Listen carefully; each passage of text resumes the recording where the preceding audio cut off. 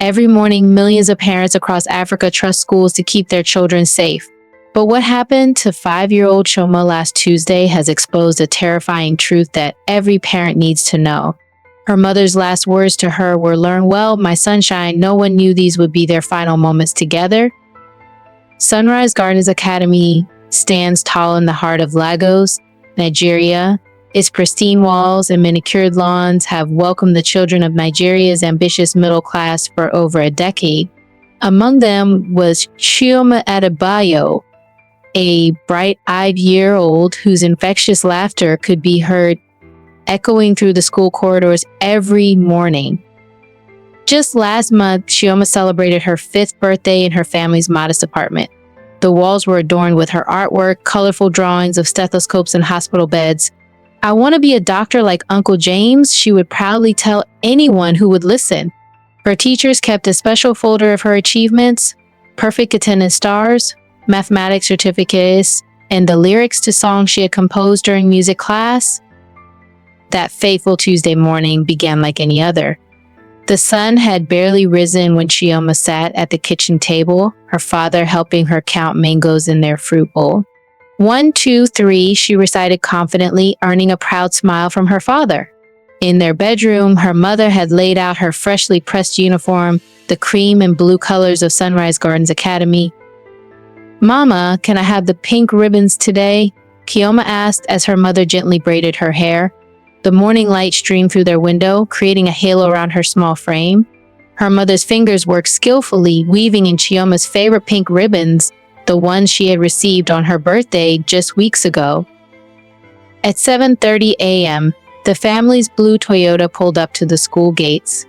Chioma bounced excitedly in her seat, clutching her lunchbox decorated with cartoon characters.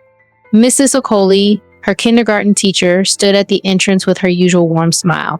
"Good morning, my little doctor," she greeted, using the nickname that had stuck since Chioma's class presentation about her future dreams. The school bell chimed its familiar melody.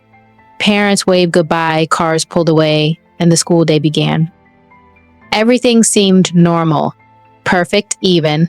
No one could have predicted that in less than 4 hours, at exactly 11 a.m., the school's phone call would shatter the Adebayo family's world forever. The school secretary's voice trembled on the phone. "Mr. and Mrs. Adebayo, there's been an incident involving Chioma. Please come to the school immediately."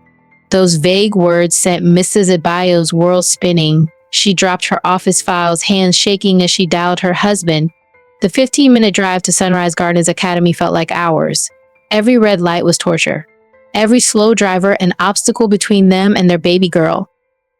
When they arrived, the school's atmosphere changed. The usual cheerful security guard avoided eye contact. The receptionist's desk was empty. They were ushered into the principal's office, where Mrs. Williams sat, her usual confidence replaced by nervous energy. Chioma was found in the pool area, she began, her words careful and measured, but something felt wrong. The story kept changing with each person they spoke to. The PE teacher claimed she was playing near the pool during break time. The class teacher insisted all children were in class. The assistant principal suggested she might have wandered off during lunch. But Chioma was terrified of water. Mrs. Adebayo's voice cracked. Ever since her cousin nearly drowned last summer, she wouldn't even take bath without holding my hand. Mr. Adebayo stood up, his lawyer's instincts kicking in. "Show us the pool," he demanded. The pool area told its own story. A 6-foot fence with electronic gates, security cameras, warning signs, everything a premium school should have, all supposedly working that morning. "How does a 5-year-old climb this?" Mr. Adebayo questioned, his voice rising. "How does she get through a locked gate?" It was during their second visit to the school, accompanied by police, that they noticed something odd. Fresh electrical work near the pool. Exposed wires hidden behind hastily placed plants. Then came the whisper that would break the case wide open. James, the night security guard, caught them in the parking lot. Looking over his shoulder, he spoke in hushed tones. The wires, they'd been exposed for weeks. "We reported it many times." His hands trembled as he showed them maintenance reports, all marked pending. The medical examiner's report arrived 3 days later. The truth was brutal. Electrocution, not drowning, was the cause of death. The water story was a cover-up. The timeline became clear. Chioma had been sent to fetch art supplies from the storage room near the pool. She never made it back. Instead of admitting their fatal negligence, the school announced a sudden closure for maintenance work. A mass text to parents cited facility upgrades as the reason. No mention of the precious life lost. No warning about the real dangers lurking behind those pristine walls. But the Adebayos refused to let their daughter's story be buried under lies. The truth about what really happened that Tuesday morning needed to be told, not just for Chioma, but for every child whose parents trust their school to keep them safe. As news of Chioma's death spread, cracks in Sunrise Gardens Academy's perfect facade began to show. Former staff members started coming forward. Ma, a teaching assistant who left 6 months ago, revealed a disturbing pattern. We were told to keep quiet about maintenance issues. Budget cuts, they said, always budget cuts. Another teacher shared photographs from the previous term. Electrical issues weren't just near the pool, they were everywhere. Extension cords snaking through children's play areas, overloaded sockets in classrooms. Every time we complained, she said, management would remind us about our non-disclosure agreements. Then came the most shocking revelation. 3 months before Chioma's death, a student had received a mild shock from a water fountain. Instead of addressing the issue, the school simply cordoned off the area. Parents were told the fountain was under renovation. Mrs. Okoli, Chioma's teacher, finally broke her silence. That morning, something felt wrong, she said through tears.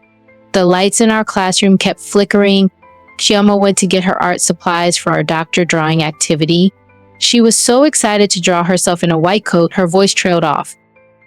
The police investigation uncovered years of falsified safety inspection records. The school's maintenance manager admitted to backdating certificates. The owners wanted to save money for a new sports complex, he confessed. They said electrical work could wait, but it couldn't wait. And Chioma paid the ultimate price. As the Adebayos pursue legal action, similar stories are emerging from schools across the country. Parents are asking questions they never thought they'd need to ask. How many other schools are hiding deadly secrets behind beautiful facades? How many children are at risk right now? The Education Ministry has launched a nationwide school safety audit, but for the Adebayos, it's too little, too late. Their once happy home is now filled with painful reminders, Chioma's half-finished homework, her doctor's play kit, the pink ribbons she wore that final morning. We trusted them with our most precious gift, Mrs. Adebayo says, holding Chioma's last family drawing. We're speaking out because no other parent should ever feel this pain. No other child should die because of corporate greed and negligence. Today, Chioma's desk in class 5 billion remains empty. Her artwork still hangs on the classroom wall, a bright yellow sun, a smiling doctor, and the words, "I will help people," written in careful child's handwriting. But her dream of becoming a doctor will never come true. Parents, this story isn't just about one school. It's a wake-up call for all of us. This isn't just Chioma's story anymore. It's a call to every parent watching. Look closer. Ask questions. Speak up. Your child's life could depend on it. Every time you drop your little one at school, remember Chioma. Remember how one unchecked electrical fault, one ignored maintenance report, one silenced complaint took away a precious 5-year-old who just wanted to heal people when she grew up. Share this video, not for views or likes, but because somewhere another parent is dropping off their child at a school with hidden dangers. Another school owner is choosing profit over safety. Another warning sign is being ignored. Thank you for watching.